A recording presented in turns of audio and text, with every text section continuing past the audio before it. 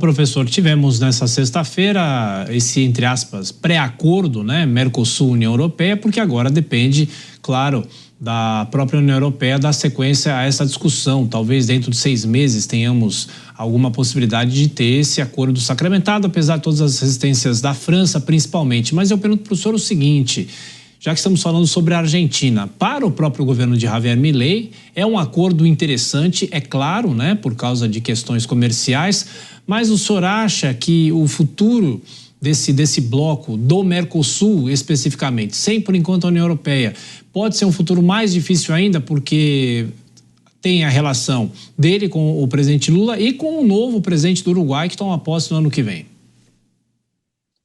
Bom, o Mercosul, quando foi criado, a ideia era realmente que nós fôssemos uma plataforma de atração de investimentos estrangeiros, que o Mercosul funcionasse como um dinamizador das relações intra-bloco, quer dizer, aumentando o comércio, aumentando os fluxos entre os países constituintes. Lembre-se que naquela época nós tínhamos a União Europeia já como um agrupamento regional bem estabelecido, de outro lado o NAFTA, o Acordo de Livre Comércio da América do Norte, México, Estados Unidos e Canadá. Então nós aparecíamos como uma terceira força. Contudo, o mundo mudou ao longo desse período, né? Houve uma ascensão, isso foi no fim dos anos 80, começo dos anos 90, em 91, firmado, entra em vigência o Tratado de Assunção, o Acordo de Livre Comércio do Mercosul, e em 95 entra em vigência o Protocolo de Ouro Preto à União Aduaneira, né? A tarifa externa comum. É isso que Milei combate hoje. Ele fala que a tarifa externa comum, quer dizer, o imposto de importação ser praticado igualmente entre os 4 países em relação a importações de terceiras partes, né? Qualquer importação que a gente traz da China, dos Estados Unidos, em tese, tem que pagar o mesmo imposto para entrar no Mercosul, seja o porto de entrada Montevidéu, ou Rio de Janeiro, ou Buenos Aires. Então, Milei quer flexibilizar essa regra, de modo a poder negociar unilateralmente com terceiros países. Bom, o mundo mudou muito ao longo desse período, o Mercosul ficou estagnado, e hoje o Mercosul continua a servir para os propósitos regionais, mas ele não tem mais a pujança de servir como esse dinamizador da nossa relação no mundo transformado com a ascensão da China, dos países asiáticos, a Índia hoje um grande parceiro global, e todo o tema geopolítico, estratégico, os conflitos, a volta do unilateralismo, a perda de efetividade das organizações internacionais, Organização Mundial do Comércio, principalmente nesse tema econômico. Enfim, o Mercosul hoje precisa ser repensado. Este é o grande mantra de Milei. A aproximação com a União Europeia, tardia, reduzida e ainda não vigente, e vamos lembrar que, mesmo que o acordo terminaram as negociações entre as lideranças negociais de Mercosul e de União Europeia, apenas isso, se chegou a um mínimo de acordo. Isso agora terá todo um trâmite até a sua plena vigência. Quando entrar em vigência, isso levará ainda 15 anos para o livre comércio, em alguns casos, como no setor automotivo, 25 anos. Quer dizer, os nossos netos sentirão os efeitos plenos do acordo Mercosul-União Europeia. Até lá, o mundo terá mudado, a tecnologia já terá alterado as relações produtivas, a China já será um país provavelmente mais forte no mundo. Então é um acordo tardio, é um acordo de impacto reduzido e esse impacto será diluído ao longo do tempo.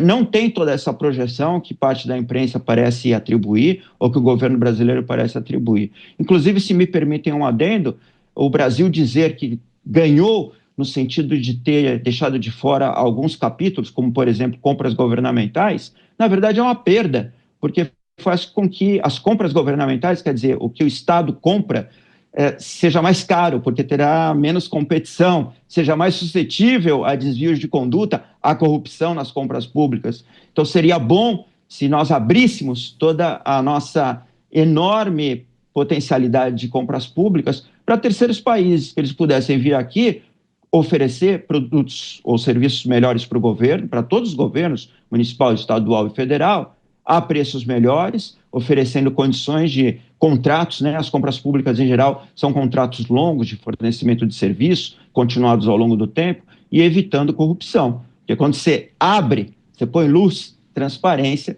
tende a diminuir a possibilidade de desvios. Kobayashi.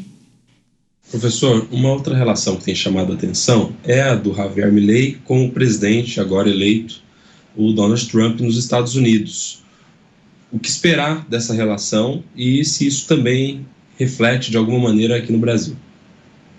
Totalmente. A relação entre Estados Unidos e Argentina volta a ser a relação central dos Estados Unidos na região. Vamos lembrar que durante os governos kirchneristas houve uma aproximação muito grande com a China, com a República Popular da China, foram assinados diversos acordos econômicos, financiamento da dívida, obras de infraestrutura, mas principalmente de cunho estratégico, acesso a reservas de minerais raros como lítio, estabelecimento de bases de observação espacial no sul da Argentina, com projeção para o continente antártico. Neste momento, há uma virada de jogo. A Argentina deixa de lado esta relação preferencial com a China e passa a ter uma relação preferencial com os Estados Unidos de Donald Trump. Isso, sim, afeta o equilíbrio de poder na região sul-americana, afeta a relação e a força do Brasil na região. Vamos lembrar que temos um governo autoritário que acabou de passar por um processo completamente enganoso eleitoral, que é a Venezuela. Isso voltará à pauta durante o governo Trump, fortemente, e a aliança com a Argentina de Milei será muito importante nesse momento. E, nesse sentido, o Brasil perderá espaço e terá que tomar decisões sérias, porque a Venezuela é respaldada por Rússia, por Irã, por China. De que lado o Brasil ficará? Do lado da democracia nas Américas ou do lado dos regimes autoritários extra-região?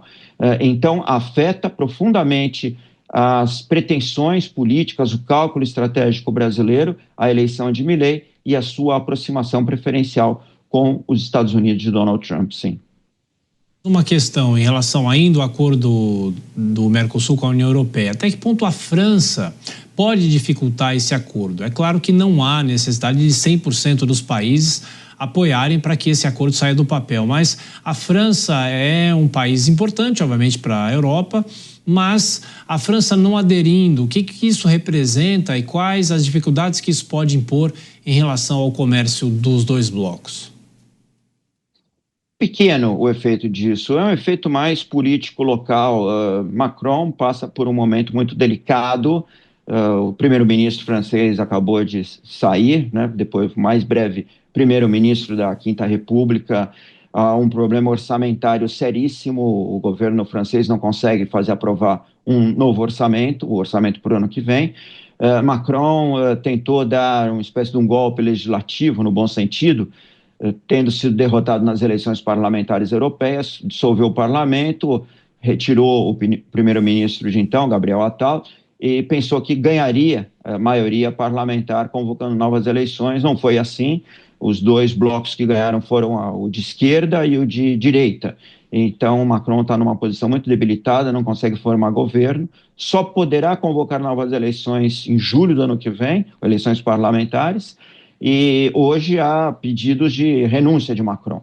Para o acordo União Europeia-Mercosul, já há um fluxo bastante grande de investimentos entre as duas regiões, né? Montadoras, varejistas, bancos, enfim, já há toda uma tradição de relacionamento entre o Mercosul e a França. O comércio adicional que poderia ocorrer, o comércio agrícola, é residual. Nós já estamos no mundo inteiro com a enorme competitividade dos nossos bens agrícolas. Nós não precisamos de mais espaço no mercado europeu para os bens que são alvo dessas cotas. Quer dizer, os bens em que nós estamos muito fortes na Europa são aqueles em que não há concorrência, café, enfim, agora carne, um pouco das cotas de açúcar, isso tudo comparado com o potencial, com o que o Brasil produz e com o potencial em terceiros mercados é muito pequeno.